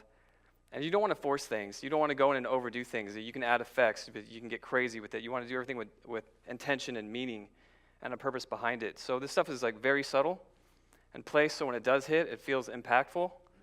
So just be very tasteful with your decisions on things and think of everything where you have an opportunity to bring something to life. And motion and everything has a meaning. So when you do something like, a rock can tell a story. Because, is it smooth? Is it rough? Is it this? Everything you can do is, for this bigger picture. So every time I try and make something, I try and make sure it's actually supporting the overall story. And it's one thing I've learned in games development over the years is it's really difficult, and it's a hard thing to achieve. Especially shipping a game is just by that, it's really, really hard. It's easy to start a game, make a game, get 80% there. The last 20% feels nearly impossible. But if you stick with it and you have a clear vision of what you want and you're passionate about it, things will work out and it'll happen. So just be patient with it and learn as much as you can about everything. I love to do character art. On this project, I've done some, but most of that was figured out long before I came. But every project I've worked on, I've worked on different things, and I've never really pigeonholed myself into one type. I'm not a modeler. I'm not a texture artist. I'm not an animator. I'm just a little bit of everything. And if you get the opportunity to work in a small studio or somewhere where you get to expand your skill set, I would definitely suggest doing it. Don't be like, oh, I'm just a character guy. That's all I want to do. Because you never know in the future when you might go somewhere, and if you're at a smaller studio, someone quits, and you're like, oh, we got no environment artists. Oh, well. You want to be able to pick up that and keep moving and keep going. And so always feel to grow and to learn. The industry's growing at a rapid pace. And just be really passionate about what you do and everything, and it'll work out. And that's the end of my presentation. Awesome. Yeah, let's give these guys a round of applause. And I want the rest of the team, come on up here. We're going to take some questions here. Just go ahead and stay up there. I'm sure everybody's got some questions. Be thinking about them. Come on up here, guys, and get those chairs all situated. Thank you. Go up. Get one of those chairs. Took my mic off. Oh, you took it off? Oh, wow. That was a mistake. You guys get all nice and Oh, wait. I was going to stand a little. I guess I will. all right, who has the very first question? We've got one right here. And if we could get those house lights raised a little bit, that'd be great. Hey, thank you for the talk. I have a question for Aaron. When you were showing off the color ramping, I've heard of it before, but I haven't seen it in practice. I've always been curious about it. Oh, cool. I'm curious about how you keep decals and stuff. So when you're Yeah. deforming the UVs, you can only use one UV set, right? So how does that work when you're trying to No, add so detail? we had multiple UV sets. First UV set is the diffuse texture. That's the brick. Second is light maps or noise or anything miscellaneous that we had. We started to get rid of that UV set and it became obsolete. Third is also obsolete. Over time, we eventually didn't need that either because I added vertex color for material attributes, but we used that originally for metalness, roughness, things like that. But then we were like, why do we need all these texture taps? Let's find ways to alleviate that and put it in vertex color. So then the fourth UV set was the ramp. So you're multiplying UV1 to UV4. And so that's how you're able to so that's how I'm independently controlling just the color, and then the brick stays as it is. That's in UV set 1. Does that answer the question? And then decals are different. So if we had a building and it had like white paint on it, that's a separate mesh, which is really, I didn't like it. I kept saying, can we get decals like in Unreal where you can actually project an image onto an object like the terrain? If we could project on terrain, that'd be awesome. We couldn't do it. So it was like separate geometry. So if I wanted it on terrain, we'd have to like model that and like line it up. We'd have situations. So some of the murals that you see in the intro of the game are like literally floating just like an inch above a rock. It's really bad, but that's basically the best that we could do with the tech. Is that the same with clothing? Clothing. There's a tricky territory. How are we going to do decals on clothing? We're actually modeling it on the geometry. Very bad, because if the cape is moving around, you're getting deformations on things that have nothing to do with the cleanliness of the model. So we're like carving in triangles in there, and we did it on Journey, but we did not. Sorry, there was a texture. But on this game, we're obviously trying to reduce it. We're gonna have to find a way to use textures though, because players are like, we want all this stuff. We want like decals on the cape, and we're like, oh God, this is so bad. We actually had a version where we just put all kinds of triangles on the cape, and players loved that. And now they're like, you removed it. Why did you remove the cape with all the triangles on it? And we're like, oh, well, how do we tell them this is costly? This is literally a problem we're still having. They're like, when are you bringing the cape back with the? So I think eventually we're gonna have to find solutions to do textures. So this technique might become dated, and we're gonna have to find ways to just hand paint it or something. But yeah, that answers the question. Cool. All right, that's a great question. Who's got the next question? Right over here. Here we go.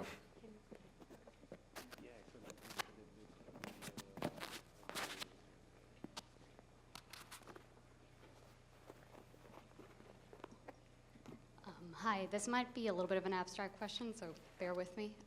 So you mentioned that That Game Company is a very engineer-heavy game studio. In the development for a game like this, is there like a common roadblock between communication between art and engineers that might happen during production? Just something to... If I understand the question correctly, the communication between engineering and art, Yes. and the dilemmas between all that. Right, like what are some major roadblocks sometimes that may happen in production? Yeah, one of the things that we faced in the earlier phase where engineers are trying to develop the style of the cloud and terrain, there has been like or even the way how the atmosphere is rendered in the levels. Engineers tend to like the physical correctness, and artists like to tweak things, a little, and there has been conversations between engineering and art and saying, in order to express this kind of emotion, we want to kick up this red a bit more, and we want to change the color of the sky a little to like, but then engineers wouldn't like that because that's not the correct way how the light, the photons work, and those conversations has happened, but not to the extent that it's a conflict. It's more like, that's one nice thing about working in a small group. We're always in a close communication, so we're always talking and hearing engineers' concerns and talking our concerns and eventually come to a solution. Excellent. Who has the next question right here up front? So speaking on the clouds of the game, they're amazingly beautiful, but you mentioned that along with the terrain system is like the blob system that you guys are using, but when you fly through the clouds and interact with them, you can fly through them and they'll deform around you.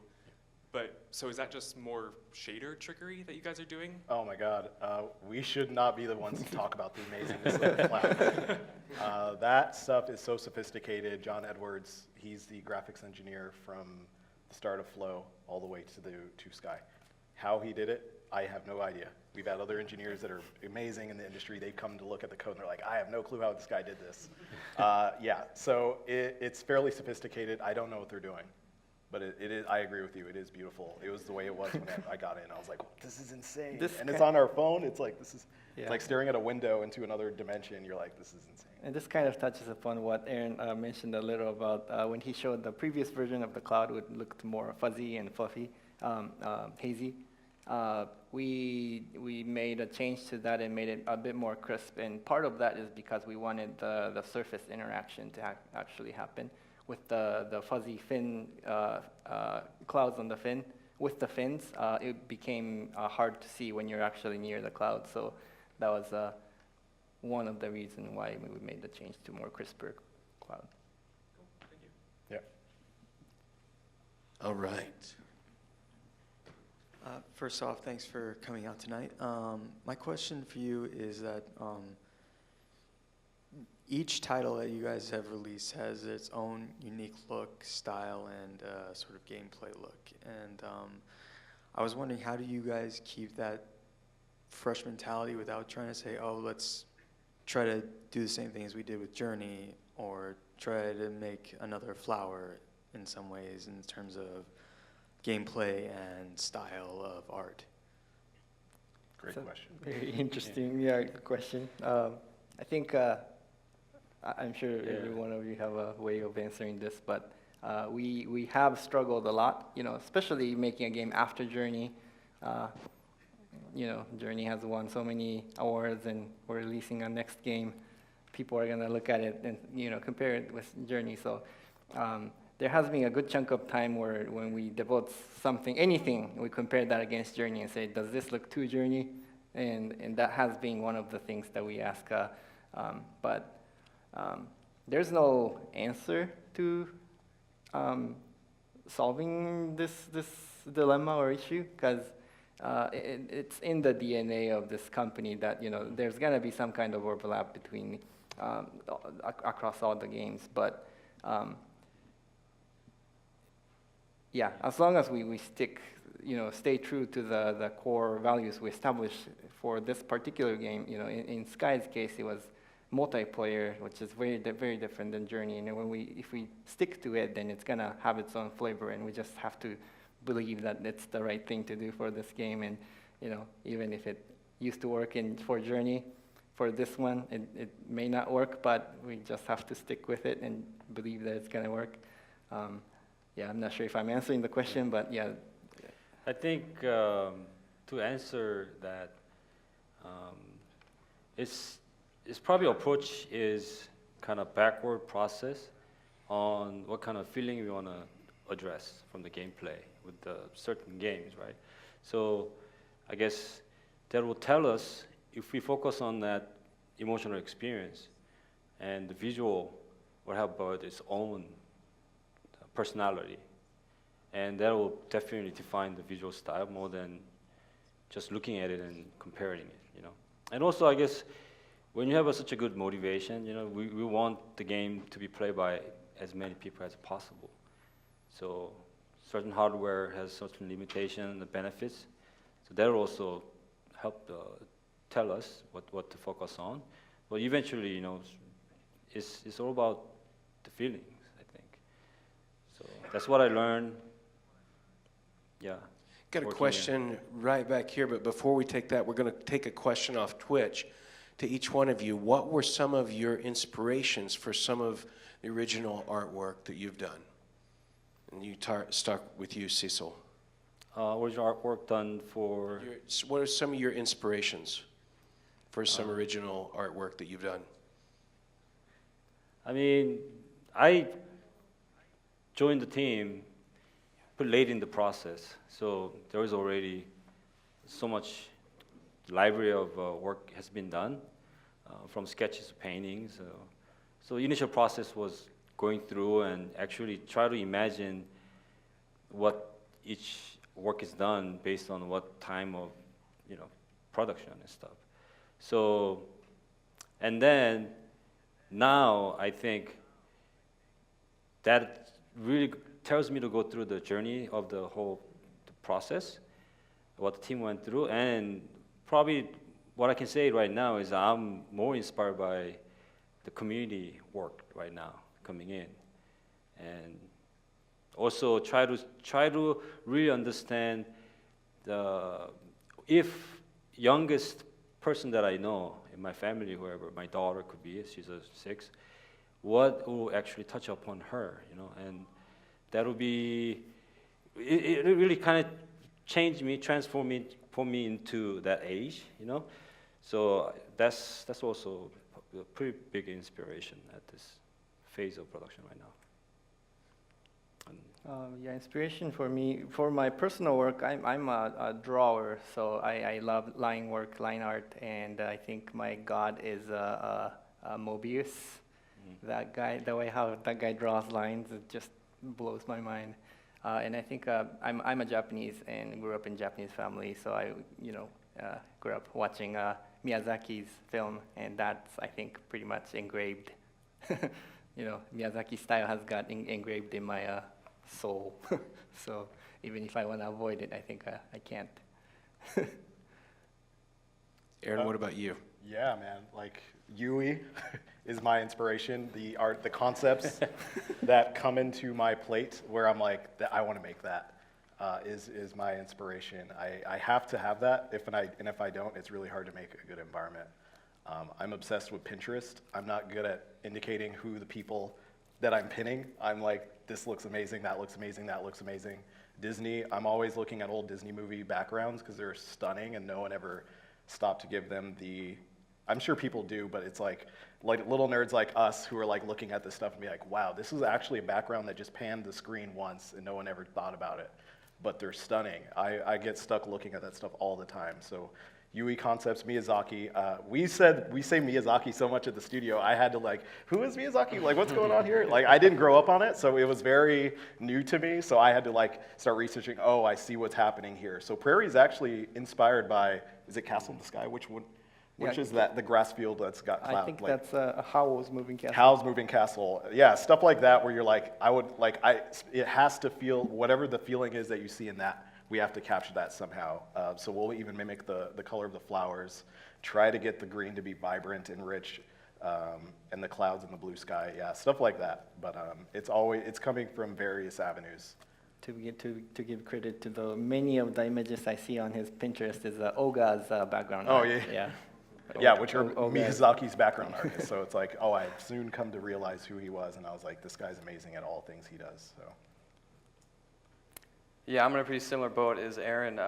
This game was one of the reasons why we joined. It was so far from anything that we've worked on in the past. Is why I was really interested in joining it, because the style is completely different than anything, I've seen. And it was really inspiring just by, working with these guys. So I had to have them teach me a lot of, the ways that they're doing things, and it was a really learning experience for me. So yeah, I got to say, it's this guy sitting up here that great inspiration, and their feedback and everything to just make the game what it is. Because I joined pretty late in the game, 2 years ago. So a lot of things were set in stone, and I just, working with them day in and day out to see how they figured this stuff out. It's been amazing.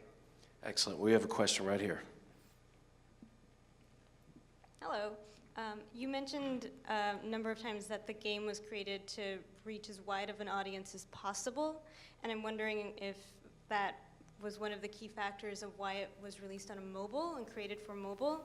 And if so, also what other challenges that presented, or whether other creative opportunities that presented to you guys as creators, as developers, that you hadn't mentioned in your presentations?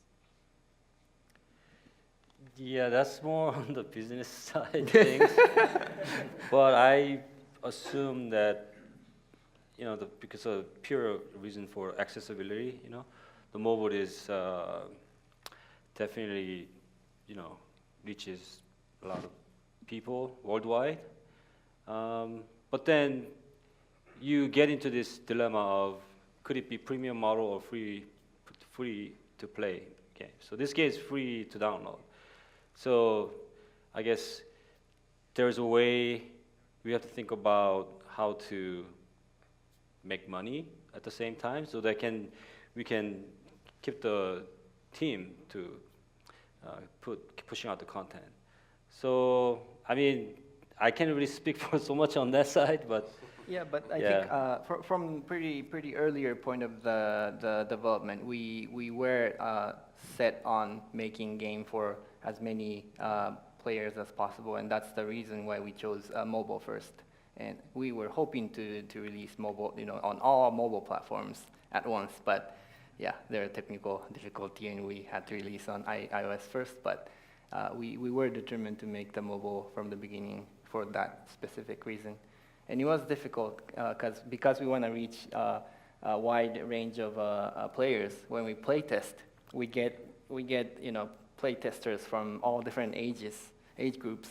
And if we hand our game to a 60-year-old lady, they don't even know what to do with a control. They'll just, some of the playtesters were just staring at the monitor, thinking this was a movie, and admiring the look and admiring the looping animation. Mid-flight, they feel like in flight, non-stop, infinitely. Yeah. And they were like, designers are banging their head like, how do we make people to be aware of where to go and how to interact? And this is an ongoing challenge, like Aaron was mentioning. Yeah, my understanding is we made a game like Journey. It's a limited release of people, limited audience of people that play that. Not many people have a PS3. So you already get, and then it's like an artsy game, indie. There's a very small niche market of people playing a game like that. And then we're saying, how can our next game be a very similar game in the impact that it had, but in a different market, the wide audience. We all have mobile devices. It's in our pocket. So let's see if we can do a game like Journey, but in a large audience, and connect people even more through that. Yeah. So. All right, guys, we have a Twitch question. Seasonal content and themes. What is the process? How do you guys come up with all that awesome stuff? Well, we never have enough time to plan it and concept it and actually making decisions on things that you find as a new unlockable items and stuff, because everything has a story behind it, basically. So it is very all the departments are almost moving forward at a simultaneous process. We currently update every 2 to 3 months right now. So each season we sit around and think about what's the theme is going to be on this particular season, and we actually planned it out for the year ahead of time. And then, with Genova and we all sit in a meeting room and try to hash out what are the basic high-level story we want to tell with these new updates, and who are these new spirits that's going to appear. So that is pretty much like we're making episodic content for almost like the miniseries or something. A couple of things that we watch out when we're concepting for the seasonal content is that we want to make these contents to reveal deeper of the existing world, not to be like introducing crazy new things each season. And so we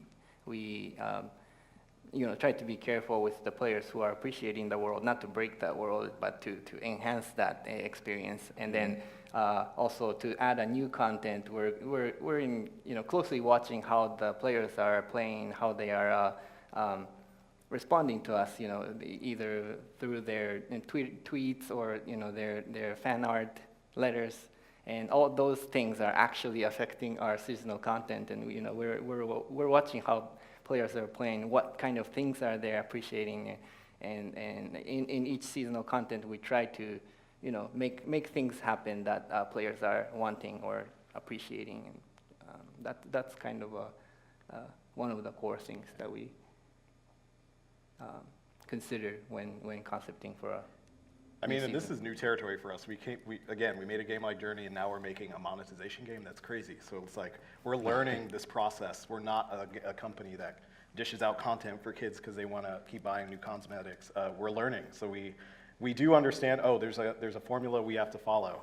What can we do that's unique and fresh for us? What is our core belief? How could we approach it? So like Yui showed, we have the evolution of the levels and all that.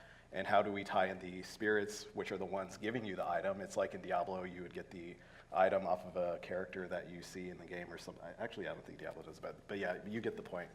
And so we come up with all these stories of where these items come from. Nothing is random. Everything is very unique to the space that it's in. And we also use the season that we're in. If it's spring, we come up with spring items. But we'll change that next time, and we'll do something different. But we're still always figuring it out. We always have meetings. How can we make the next season good? That's wonderful. You guys, so you basically have living content. Yeah, basically. Yeah, that's awesome. Yeah. Yeah, sorry, go ahead. I was going to say, one thing we always do is we start a season and we've got the basic idea, depending on spring, summer. That gives us a base to work from, and then we'll pitch 3 or 4 different ideas with some reference and see if it gets a vibe, and if we kind of sticks to it. And then if something sticks out, then we'll say, all right, this is kind of the overall thing we're thinking, and we'll move on from there. But we always start with a variety of choices first. We don't just lock down to one theme, one thing, and this is what we're making. We leave room to explore, to discuss. Everybody on the team is free to, kind of like put together ideas, put together slides, reference images and things like that. And we just kind of work from there, and it gets ideas flowing, and then eventually one sticks, and okay, that's it. That's what we're doing. Nice. We have time for one last question. I'm so sorry, but this is going to be it right here. Thank you so much. This was really enjoyable. I think something that, as someone who's pivoting their career and now studying game design, it's easy, I think, with a large studio when you think about kind of taking the, PA to production cord and that way in, or going in through QA. But how do you, when it's a smaller studio, what would kind of be your suggestion in terms of being able to break into some of these roles when clearly you all have years and years of experience, and how do you find a place when you're starting out?